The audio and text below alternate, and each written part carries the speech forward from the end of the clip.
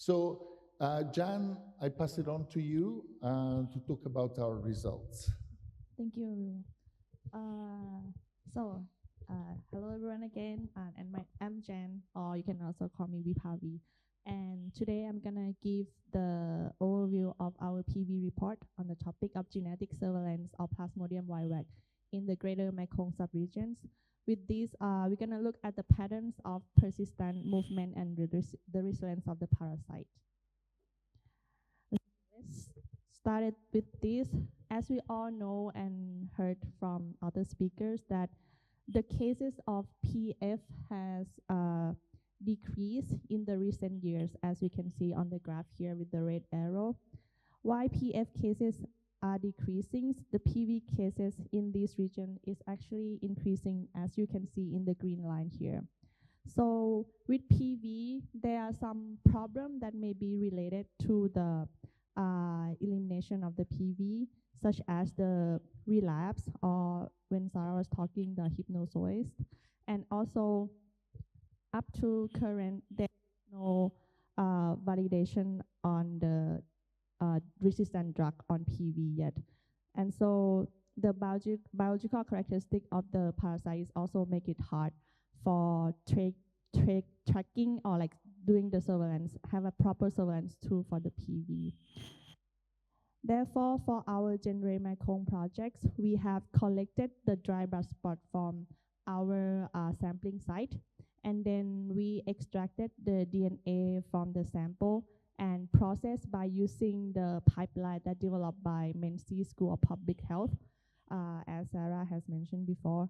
And then with this, we also use the vivax gen microhaplotype panels to genotype sequencing. After that, when we get our microhaplotype data, we analyze and visualize our data by using the GRC Malaria package. And I'll talk a little bit more about microhaplotype. Actually, Sarah has talked a lot about this, and she's giving more like detail on this. But just to point out why we're using microhaplotype here, in our previous analysis of PF, we used the SNP-based analysis to compare the biallelic SNP barcode. We have 101 SNP barcode, and then we have several drug-resistant markers for PF. But for PV, as we know, and we have mentioned that there is no current drug-resistant markers. And if we want to look at the population genetic and the epidemiology of the parasite, then we need more sophisticated and higher resolution tool. Therefore, we use microhaplotype here. Because with microhaplotype, you can look at multiple allele at the same time. And then that allows us to be able to examine the relatedness of the sample at the higher resolution.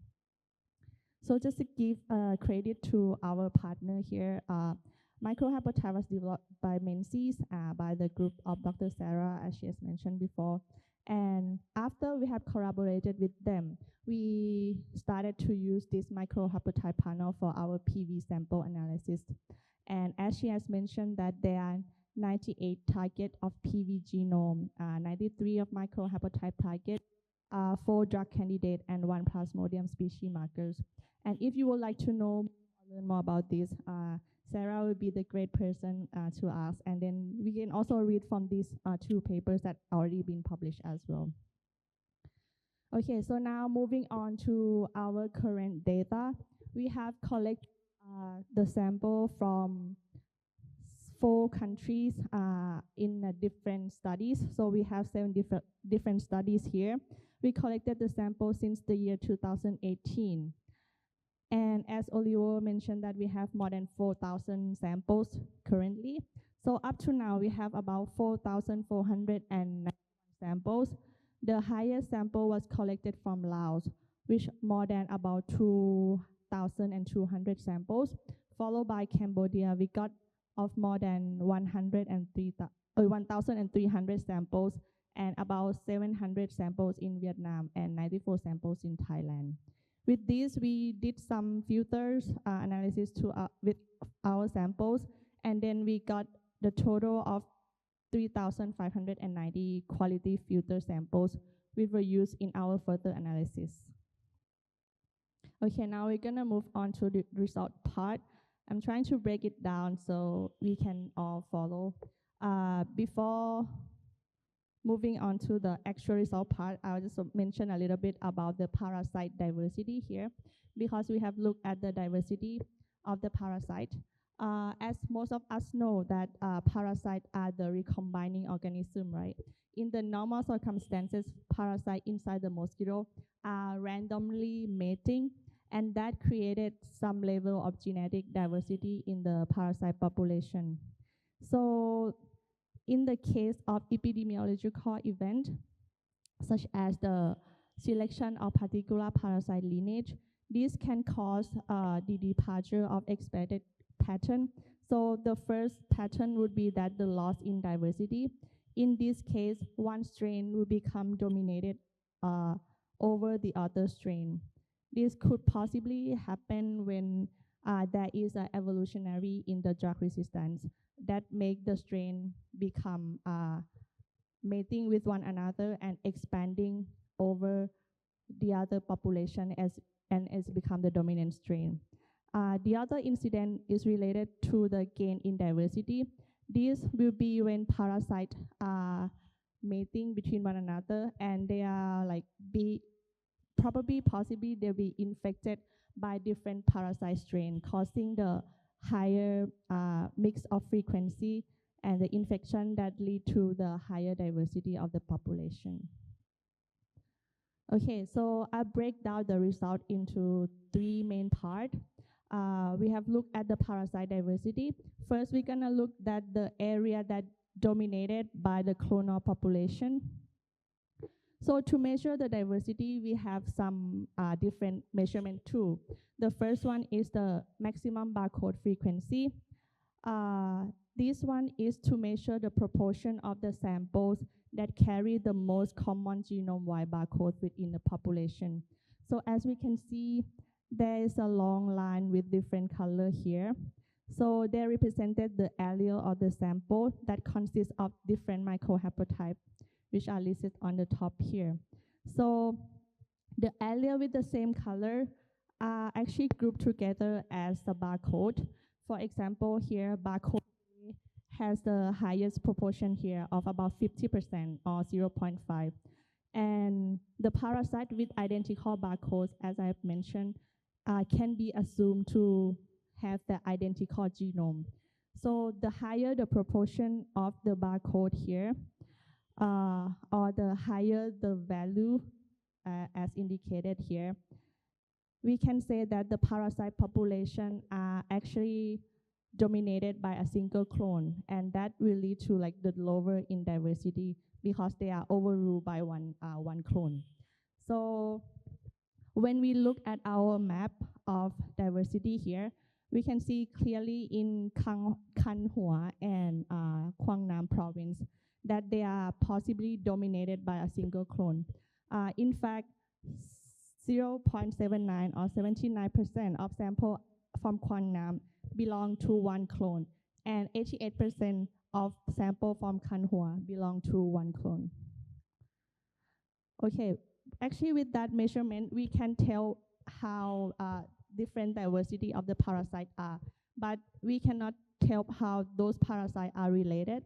That's why we need the clustering to help us see how closely related those parasites are. We use this clustering analysis to explore the structure of parasite subpopulation and see whether they are closely related. We group them together of more than or equal to 90% similarities. So if they have percent of similarity closer to 90 or more than 90%, then we group them together as one clusters. And in each cluster, we included more than 10 samples to avoid the over-fragmentation, and we allow some of the genotyping errors. That's why we set our parameter to 90%.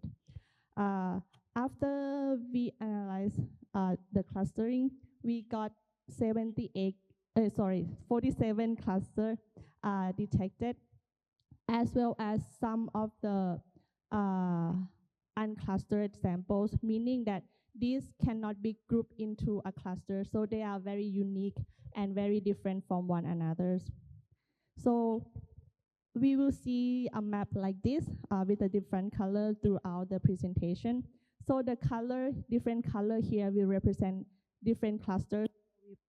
We try to have different 47 different colors, and then the gray color here indicated the unclustered samples. So as we go through, so we're gonna see more of this.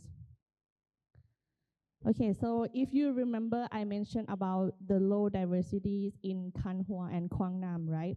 After clustering, we found that 100% of the sample from Quang Nam is actually belong to cluster 12. So this cluster is dominated over this province. And we also found that 88% of sample from Khan Hua belong to one cluster, which is cluster 3. The rest of them are unclustered samples. So we can see that these are the two provinces that have been dominated by a single clusters. Okay, so that leads us to the first summary, which are for the province with clonal expansion or dominated by a single cluster. We think that these provinces should be monitored because this population may have undergone some of the selection, and it may also signal the outbreak. Okay, so we have looked at the provinces with low diversity. Now moving on to the area with high diversity. With this, we will look at the more structured population and less structured population. Okay, so as I mentioned, that different color is represented different cluster here. We see that there are two distinct patterns for the area with high diversity. The first one are the provinces with high diversity that driven by the multiple cluster. We can see this clearly in Laos. Almost all provinces have different cluster within the province, and also in some province of Vietnam, as well as Mondulkiri in Cambodia as well. So these clusters are actually have a high genetic distance, meaning they are very different from one another, but they're still existing in the same province around the same period of time. So we say that this area in Laos, Vietnam, and Mondulkiri are the area with more structural population, meaning the population are grouped into cluster and existing at the same time. And the other pattern we can also see here in Cambodia and Thailand is that these are the less structured population, meaning the samples are not grouping into clusters, but they are more like a unclustered population or the unique samples that distributing along these two provinces, which we'll talk more about this later on as well. Okay, and that leads us to the next conclusion here, that the province with the more structural population, especially in Laos and Central Vietnam and Mondulkiri of Cambodia, this representing that the different clone or different cluster are existing at the same time, and this can be the hotspot for the persistence of this cluster in the same period of time. Therefore, the surveillance is important to help detect and control the spreading of these parasites. Okay, so I have mentioned that we're going to talk about the less structural population, and this is also related to the high mix infection. We have looked at one diversity measurement tool, and now we're going to be looking at another tools here. So usually malaria parasite should only contain like one allele at one position. But when you see more than one allele, that suggests that there is more than one genome. As we can see in here in the microhaplotype number 2, in the last one here, it contains two colors, one from stain A and stain B. So when you see something like this, which is like more than one allele presented in the position, we call that heterozygous core, and therefore the higher the proportion of heterozygous core suggested that the sample are containing more than one parasite strain, and that could be the mixed infection. And that also related to higher in diversity when you have the higher mixed infection. With these two, we also conduct a map. So if you remember, for the Khan Hua and Quang Nam province, we said to have a very low diversity, right? And dominated by the single cluster or the single clone. We can see that they are also very low mixed infection strain.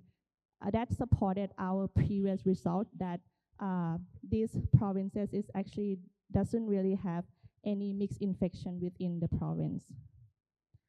However, when we look at the provinces such as Mae Hong Son, Kampong Speu, and Persat, here we have the higher proportion of heterozygous core, meaning that they contain multiple parasite strain and mixed infection. So we will look into more detail about these three provinces or the three areas with higher mixed infection, because there could be higher transmission intensity in this area. Okay, so with these higher mixed infection provinces, we can see that the transmission could be driven by the larger number of the unrelated strain. As I mentioned, that the gray color here are representing the unclustered samples or the unique samples which are not similar or not the same with, cannot be grouped into a clusters. So these are the unrelated strain which are frequently recombining and regenerating to become a new distinct strain. That's why we also have mixed infection in this area. And the fact that these mixed infection parasites are not forming a cluster, this could be due to the introduction of the imported cases or the relapse, as we have learned before about the relapse of the PV. Okay, so there are possible explanation for this from the previous study that have conducted in this area before.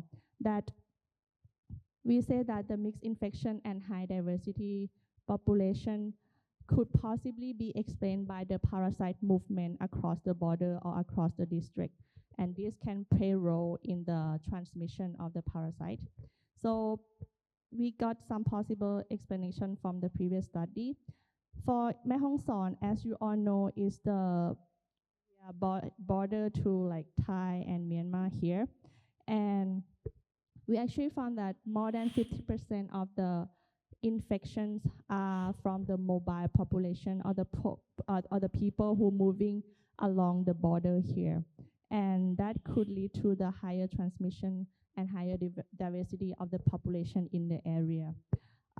Similarly, in Persat and Kampong Speu, there were some previous studies suggested that the forest going mobile and migrate population or people who moving along a different district may have contributing or sustaining the parasite diversity within the area. And actually in Kampong Speu, they also have the evidence of the low primaquine uptake in the year 2022, and that may have contributed to the relapse driven transmission, as we know that the relapse is arise from the dormant hypnozoites that acquired during the previous exposure of malaria. Okay, so that leads us to the next conclusion here, that the province with higher diversity and higher mixed infections such as Mae Hong Son, Kampong Speu, and Persat are possibly influenced by population movement or when people are moving around, and also the incident of the relapse. Now I'm gonna lead us to the last part of the result here, which is related to the parasite flow between the countries. We know that parasites are not staying in same place. In fact, they are moving around, right? So some clusters are not causing the outbreak in one area or restricted to one province. In fact, they are moving around across the province or even across the countries. So this cross-border cluster is actually suggesting that the parasites are moving along the human and mosquito pathway. So with our analysis, we found a few cross-border clusters.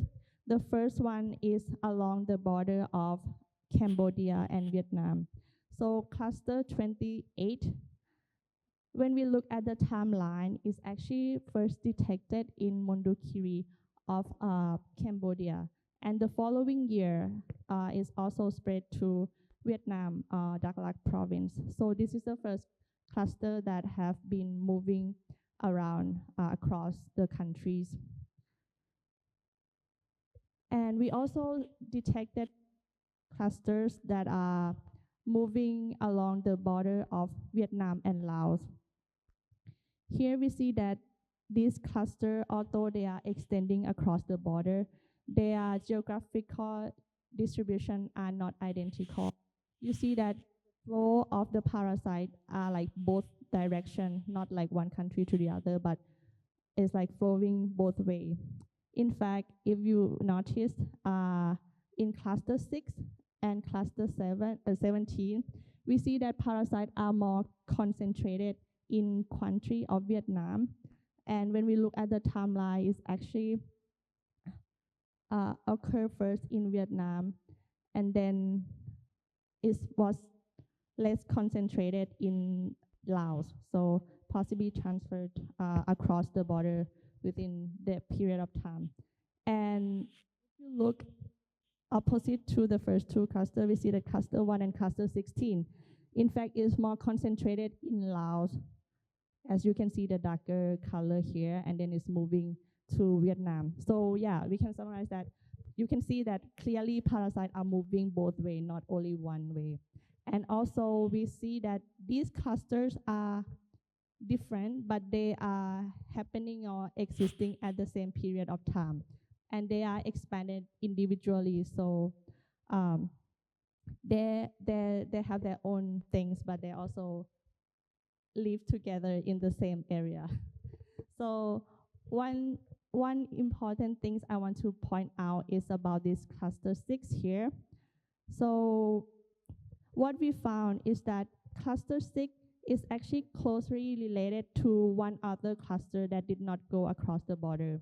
So cluster 6, as we see from the tree, is very closely related to cluster 4. And in fact, when we do the barcode similarity, comparing the similarity, we can see that more than 80% of these two clusters barcode are like similar, so they are very highly similar. And if we see the timeline here, we see that cluster 6 occurred first in the year 2019 in Quang and Salawan, and then somehow these parasites may have recombined or mating with the local parasite in Salawan, and that caused the outbreak of cluster 4 later in the year 2024. So yeah, although they are very closely related and they are in the same area, we could suggest that from the timeline, cluster 6 may have been or was a precursor to cluster 4. Therefore, the monitoring of these strains are pretty important in this area. Okay, one interesting fact about Vietnam-Laos border sample when compared to other samples. So you can see like a very different trees here. On the right side here, with the sample from Cambodia, we can see that this is what we expected to see in the normal circumstances when parasites are mating randomly. So that genetic distance should be like spreading equally, and that could cause us like a pending of the nice tree. Although clusters are forming, but their distance still like equally distanted, and therefore this is the tree that we expected to see when there is a high transmission under the normal circumstances. But for the sample in Vietnam and Laos, we can see that the trees are structured in a different shape. So some clusters are closely related to one another, especially like cluster 4 and cluster 6, as I mentioned before. And we can see that there's like different in the genetic distance between different clusters. Some are closely with one another and then pretty far from the rest of the samples. So this uneven distribution may indicate that the parasites circulating in this area have some unusual pattern. Maybe there might be some degree of selection going on within this area. Okay. Okay, so that leads us to the our last conclusion here, that the cross-border cluster, especially the one in Laos and Vietnam border, highlighted the need for joint surveillance between the different countries in order to reach our elimination strategies. Okay, so I know it's a lot of information for us today, so I'll put it in like a full summary point here. We have looked at the province with the clonal expansion, which are Can Hoa and Quang Nam in Vietnam, right? And we have looked at the area with high diversity. For the one with structural population, such as the one in Laos, Mondulkiri, and also central Vietnam. And we also have looked at the mixed infection area with mixed infection and high diversity in mixed infection in Mae Hong Son, Persat and Kampong Speu, and the cross-border clusters. So these are actually part of our report. And as Oliver have mentioned, that this is the first time that we put together our PV result. And there's a lot of information and also a lot more to explore and a lot more to analyze. So this, I just show 4 epidemiological points, and we are looking forward to doing more, getting more information and doing more analysis to be able to help strengthening our PV surveillance and control effort. With this, I would like to thank all of our NMCP. You all have been a great contributor to this project, and also would like to thank all of our scientific partner and our funder as well. And thanks you all for your participation today as well. I would like to open time for any question and discussion. Yes, thank you.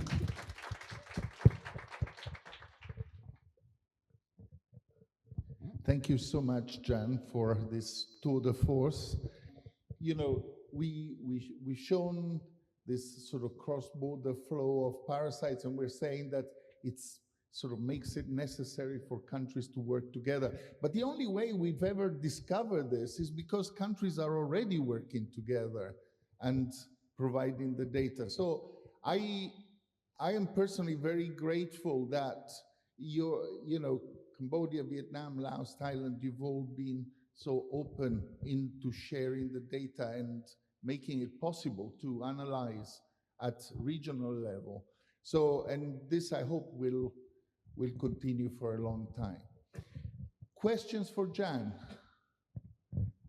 Yes, Dr. So just, I a bit confused why we use the word mixed infection rather than you use multiple infection. That's what it is. Yeah, but for me, confused mixed infection is cross PV, PF, and PF, something like that. But this is mixed infection. You mean that the same PV genome, but the other something like that. So yeah, sorry, it's a terminology thing. Jan did mean multiple infections, not mixed infection. It's not PV and PF together. Yes. Yeah. Thank you for the presentation. Very interesting for me. Yeah. I concerned about the PV population in Vietnam. Your research shows that there is a lower diversity than other area in the Mekong. Yeah. So I would like to know about the various long timeline for collect the sample. You collect the sample a long time, or just only 1 or 2 outbreak in my country? Yeah, because maybe the collect sample is very important for research about diversity. Yeah, thank you. Yeah, actually, I think from Vietnam we collected the samples from 2018. So first samples and then up to 2024. So yeah, over a period of time. Yes. Yeah. Other questions for Jan? Okay. Okay, so there's a question from Sarah here. Have you seen any candidate markers that might be drivers of the expansion of, for example, C6? Whether there's some particular variations that may explain this. I think the answer is we haven't looked yet. Into that yet, yeah. Yeah.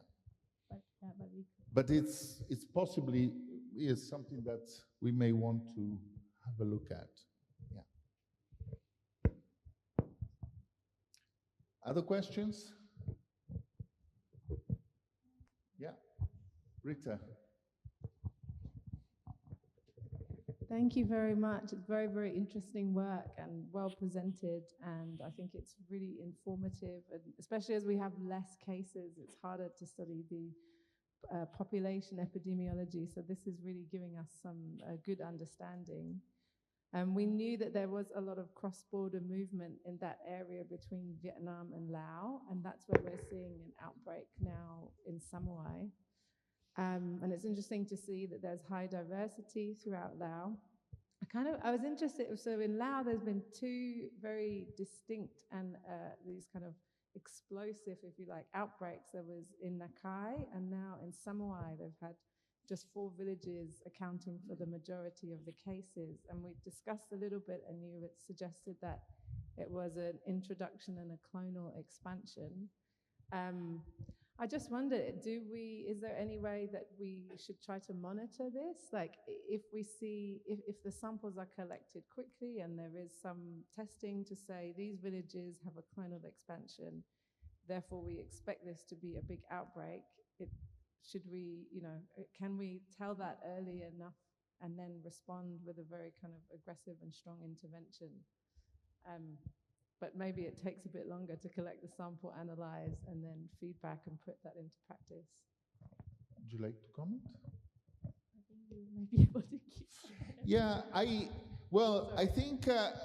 I think now it's become more possible to do that because we have a baseline. So if you give me a filter paper from Wipawee right now and we process it, we can map it onto those clusters. And we can tell you, is this more of the same, or is it a new cluster that's coming up? So I think we were missing this baseline beforehand, and now we have some sort of rich data to build on. Now the question is how fast we can respond to this, but we certainly intend. This is. Nguyen and I have been working on the next phase, on defining the next phase of GenRe-Mekong, and certainly it is our aim to be able to give you those sort of answers more quickly. Yes, Cindy. Sorry, just from a clinical perspective, because this is about it's genetic epidemiology, but from a clinical perspective, if there's a vivax patient, then you would, of course, want to treat and then give an aminoglyquinolone. And then you would also want to assume that there are probably other people in the area who have infections that are asymptomatic or submicroscopic. So I kind of see it as 2 different things. GenRe-Mekong is looking at population level, but actually to eliminate, you need to address the individuals.